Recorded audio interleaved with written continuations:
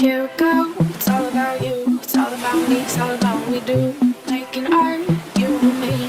Trying to find something to believe. Because I'm running wild, I ain't running free. Still got a lot of shit left to see. Spotted, another lackluster reboot trying to steal off from some of the fame from its original predecessor. Does anyone really care? That's what I want to know. XOXO Gossip Girl. Hey, welcome back to my channel, and today we're going to talk about the Gossip Girl reboot. I've watched the first episode of the reboot because that's what's out, obviously. I've also watched some of the promos beforehand. I read some of the info about the cast and the characters and just like some other pieces of media that I could have gotten before the actual release of the premiere episode. And my opinions on it is that it's kind of meh. Like, honestly, it's not the worst reboot out there. That we know which one that is, at least the one that I've watched, in my humble opinion. This reboot is not bad, but I just feel like it really falls it really falls flat in certain categories, and I don't know, it just feels like it didn't try hard enough. But we're gonna get into that in a minute. So I'm gonna talk about what part of the reboot from what I've seen in the first episode. To me, I just didn't appreciate what things I thought could have made it a bit better if they went in this kind of, like, my personal opinion, of this kind of direction.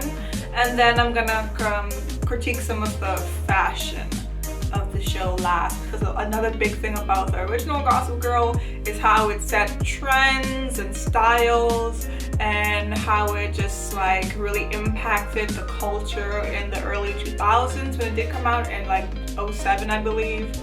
So we're gonna talk about that for a bit, and compare what I've seen in episode 1 with Gossip Girl 07. So that's what we're gonna do today. Let's get it. I don't know, should we start out with the positives or should we start out with the negs? What's the positives? The positives is, I think, I do like the main cast of like the high schoolers who are going to the school now, the new private school. Yeah, I like the main cast. It has some diversity.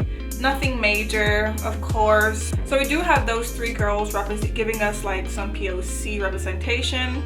I think Aki also may be mixed Asian. Yeah, that's cool. So he was half Filipino, and he was born and raised in Oahu, Hawaii. I hope I said that with the correct pronunciation. So yeah, we have a bit of POC diversity on the cast. We also have one of the characters being a trans woman, which I love, and she is one of my favorite characters for now.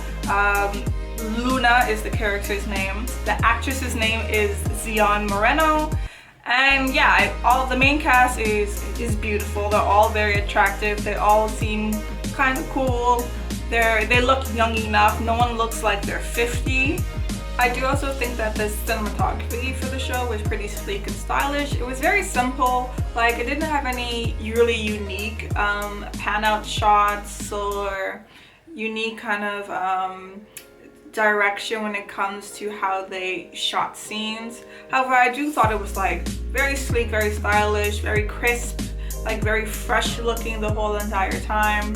Of course, it's gonna be a bit better than the 07 Gossip Girl with that, because it's 2021. You have better camera quality, you have better quality of editing available, editing tools, you have better quality and all sorts of stuff. There's so much new things and machines ready and like videography nowadays for people to be able to do those kind of things.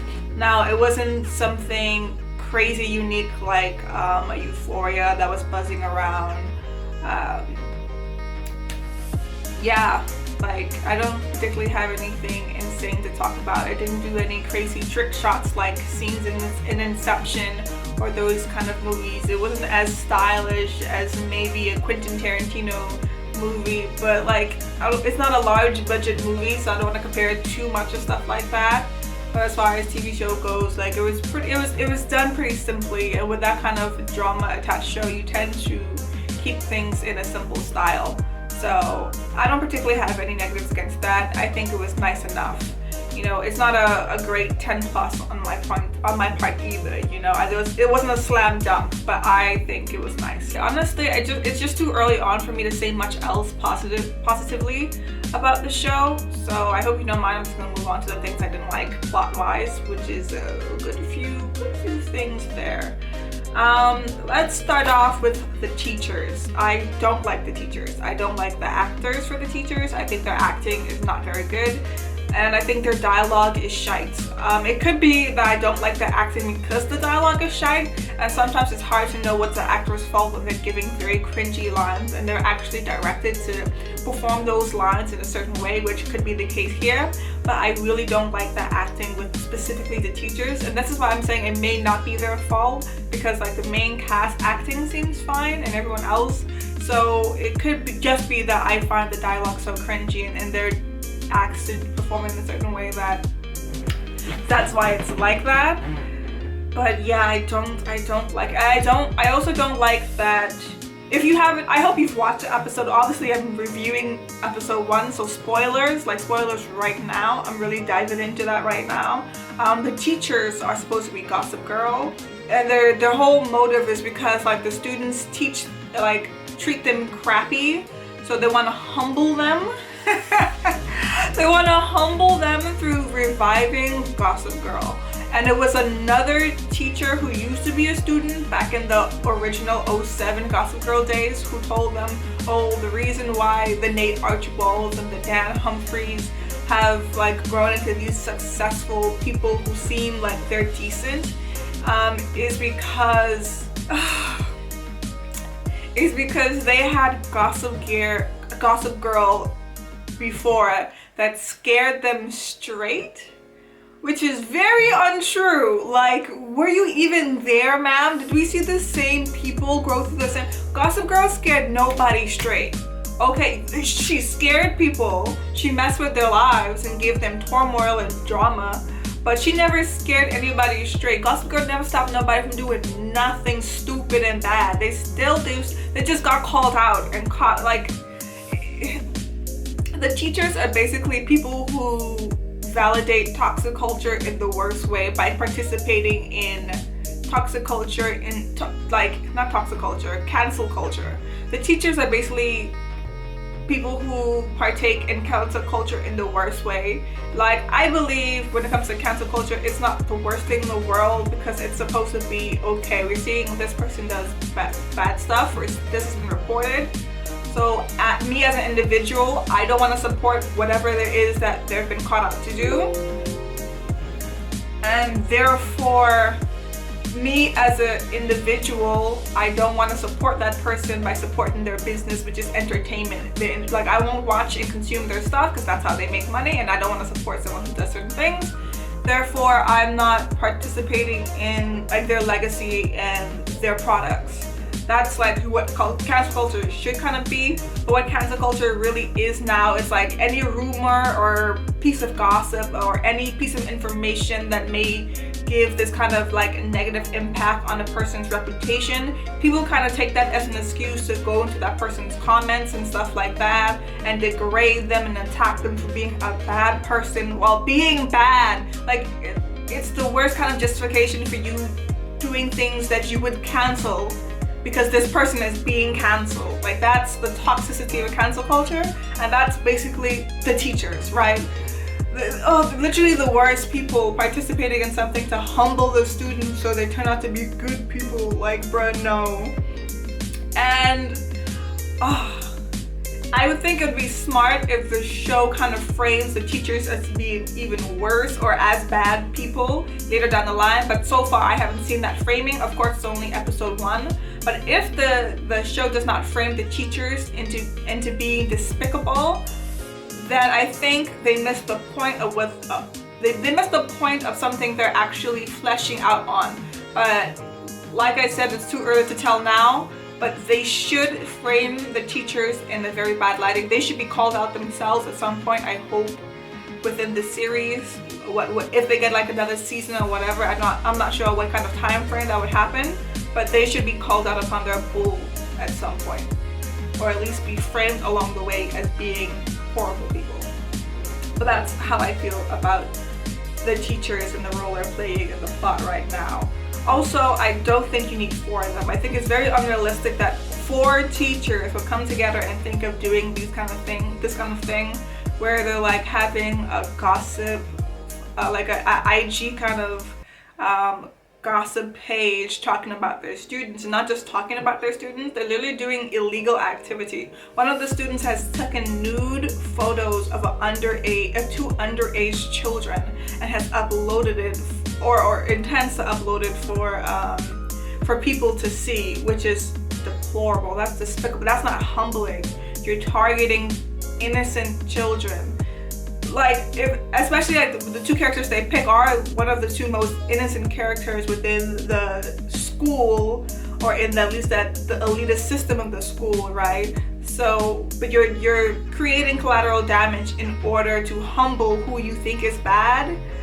It is just, oh my god. But like, I can't see 4 teachers undertaking an illegal activity, like taking and possessing child nudity, all because they want to like humble students. I could see 1 sociopathic teacher doing that, but not 4. Plus, it just feels unnatural with the 4 of them, right? Because like, you have the head girl of the whole thing, Mrs. Kellar, which is who I feel that just who they really wanted to be Gossip Girl, but they felt the need to have the 3 background diversity teachers just because, like, one of them is black, one of them likes women or married to women but says she's not a lesbian, and one of them is clearly at least portrayed to be gay, but I don't think he has confirmed himself to be gay. So they're just like diversity backups to this 1 sociopathic teacher, and it's unnecessary. Just have the 1 sociopath.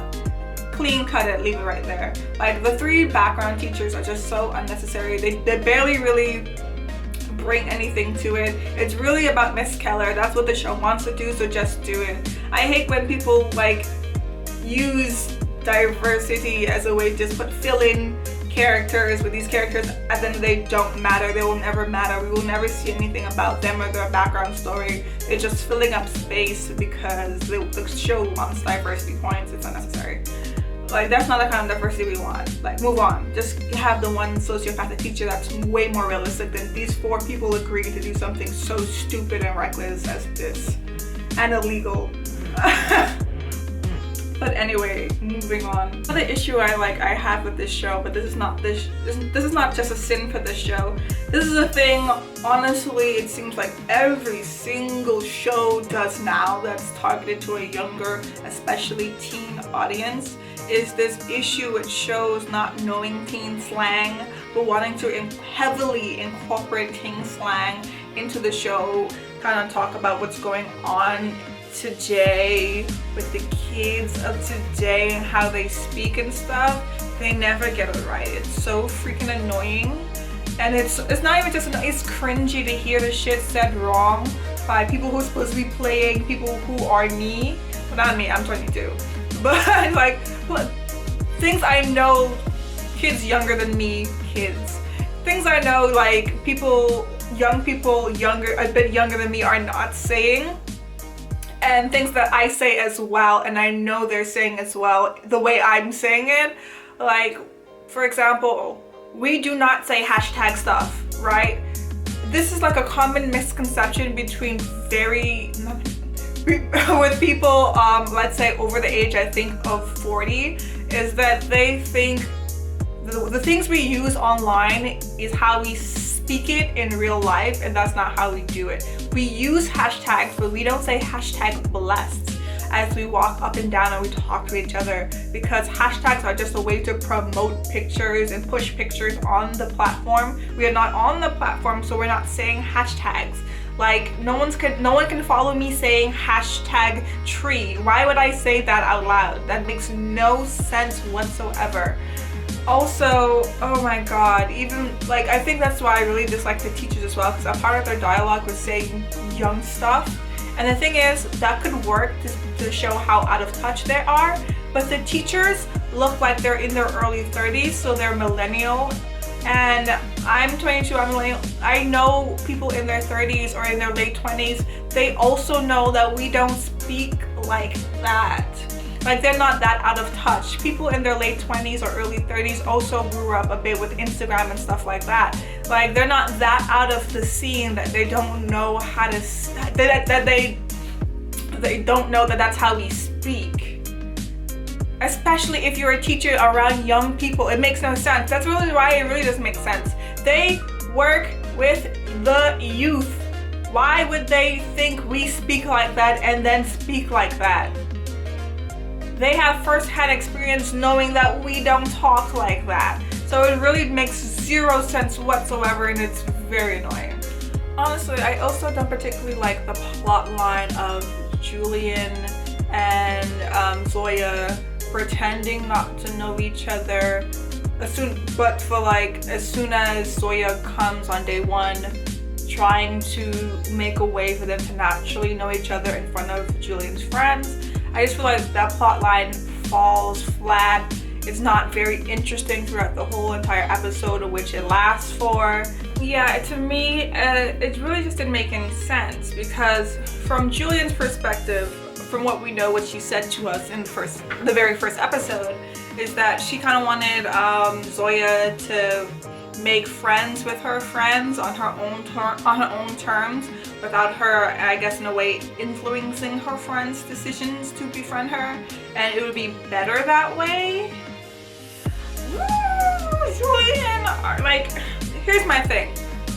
That's stupid, and the reason why I don't like it as a plot line is because I feel like Julian is not supposed to be a stupid character. She's supposed to be smart, no. She's supposed to be like a Blair, Serena type of girl, more towards the Blair side. Like, she kind of has a Serena front, but behind the scenes or in her mind, she's more like a Blair manipulator type of mastermind. It's just that she wants her influencer front, her public image to be more of the very sweet influencer kind of girl, but she actually is very cunning.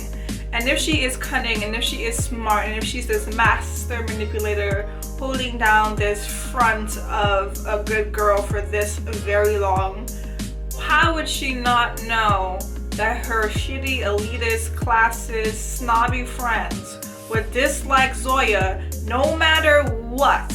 Like, this is my thing. I don't see a scenario in which her friends would have liked Zoya anyway. Like, even if she were to introduce Zoya to her initially and say, hey guys, like this is a sister I found out that I have through this mom who left and abandoned me. Like, screw that mom, but I do want to get to know this sister, and here she is, I'm gonna stop bringing her into the friend group. I can understand her thinking, oh, she will dislike them, but even the way she did things, they will still dislike her. And more than anything, they'll be confused, because in the first scene with them sitting together, she's saying how she doesn't care about this sister, like she won't replace you guys, she's not gonna take up any of my attention, who cares about her, blah blah blah. And then a second later is going out of her way to talk to her and say, oh, you have nice shoes, and introduce her to the group and add her to the group chat. Like, you're not making your friends like Zoya on her own terms, you're just making your friends confused about what the You're just making your friends confused about what the hell you're doing and still hate her. Like, it makes no difference. If anything, if you control the scenario in the first place by not lying and acting as if you weren't like hanging out with Zoya or like trying to get to know her better, if you told your friends how important it is for you to get to know her, they will still hate her and try to sabotage your relationship with her. But I think it would have worked better in her favor, right? I think they would have probably taken the edge back just a little bit in order to please Julian, at least for, I don't know, the first few encounters. But because they're thinking like you're just trying to be nice or something, and they don't really understand why you're bringing this girl into the friendship circle after you just said you don't want this girl in your friendship circle, they're going to immediately attack her. So it made no sense. It made no sense from Julian's character perspective. It made sense for Zoya to just go along with anything Julian says because that's her friends, and she thinks she probably has decent reasons for doing it the way she did it. But like, from Julian's perspective, it made zero sense whatsoever. This is the last thing I have to say about the plot and how it doesn't make much sense. It's just like, you can tell again that the creators and the writers don't really understand how the whole influencer thing works, and how cancel culture or toxic culture, or how we perceive things, or gossiping online and stuff. They really don't get it, because like one of the things that just did not make sense at all is the way they tried to handle the situation with Zoya being seen with Obi in his place with their clothes off. Like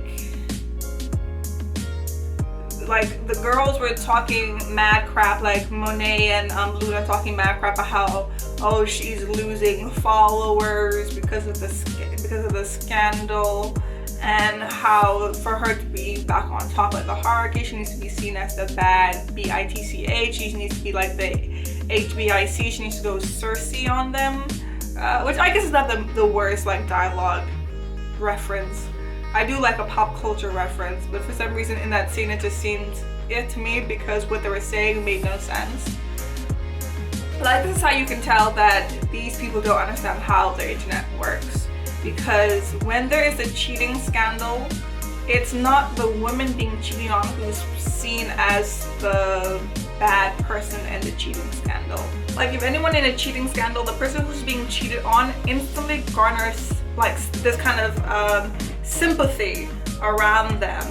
Like, it's automatically given them this kind of softness to them and this likability, because right now we are obsessed with cheering on people who we see as being like victimized right now. And I think it really coincides with like this kind of cancel culture, like this kind of way of shaming people for their bad deeds, on which we get to enjoy and partake in this kind of shaming culture that we have online right now.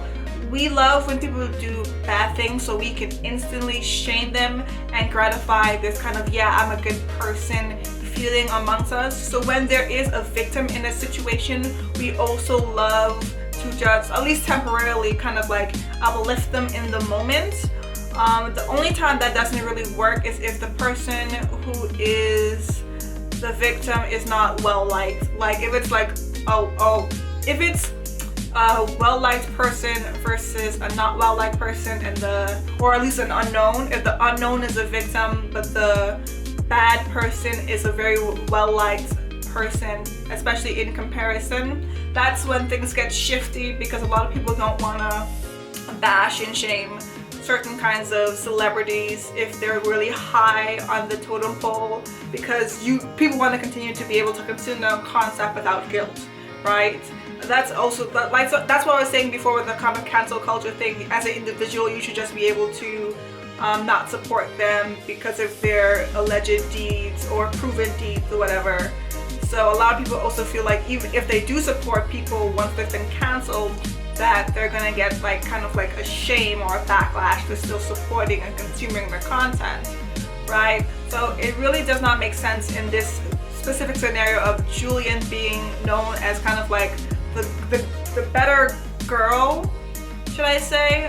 No, not the better girl. Like, what I mean is like the good person in her trashy friend group, right? Like, trashy as in like they're just mean people. Like, she is the golden star almost in her friend group of elitist snobs. She's the more down to earth, the nice one, the chill one. So in this scenario, there's no way that Julian would have to better her reputation by publicly dissing Zoya. That would not be the play. If anything, you would make Zoya out to be worse of a person to amplify Julian's nice rich girl routine kind of thing. And I really think that showed how these writers don't understand the dynamics of influencer culture and gossip and stuff like that, and how it works nowadays. Especially when you hear lines like, oh, don't ever interrupt her to say YouTube. By the way, I don't know if you guys know this, 40 and uppers, YouTube is still very relevant. Look at me, I'm still someone who is like 22 and trying to make stuff on YouTube. as a new thing. Like, YouTube is not dead and it will probably never die. Like, YouTuber beef and scandals are still going on. Have you heard of the names James Charles? That was literally just like, what, a few months ago, that was a scandal, and Shane Dawson and all those people. And people were paying so much attention to that who are around my age. Like, what are you talking about? What are you freaking talking about? But yeah, there's already a few things that don't really make sense. And I'm not saying the original Gossip Girl made all the sense in the world, because after a couple of seasons, it was just the most ridiculous crap. The stupidest plot lines. Honestly, I had binge watched Gossip Girl, like, I think 2 years back or something like that, like very recently.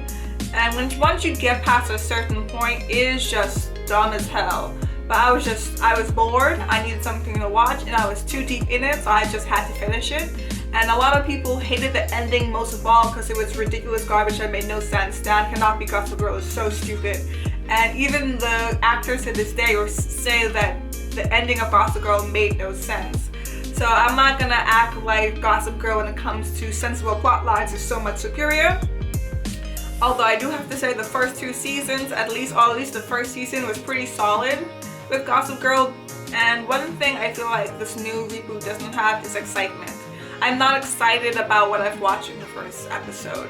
And I feel like that's with a lot of reboots now. With the Rings Club, it was so boring for the first few episodes, but a lot of people felt like it had a very strong finale because they were shocked by one character's death.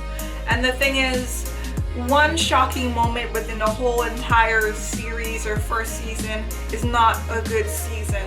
And every first episode should at least be exciting enough to make me want to watch the second. I don't particularly care about the second episode of Gossip Girl now that I've seen the first. It was not a bad episode.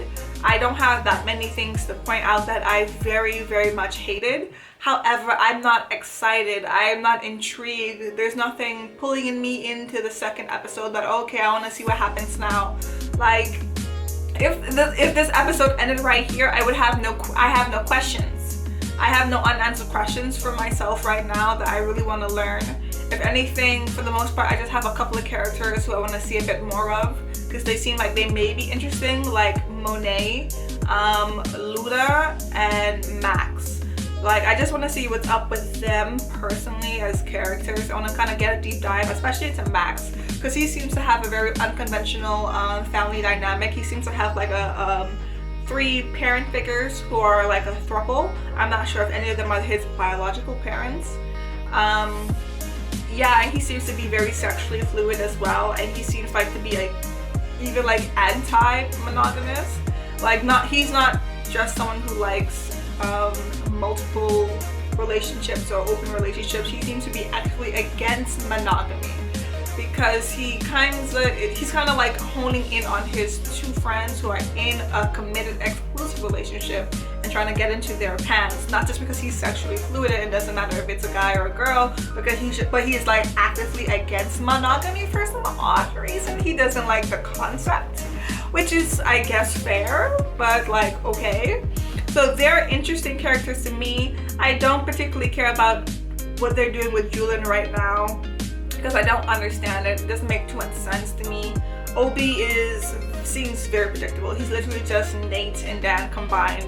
Like, they literally explained his whole character in 2 words: rich and guilty.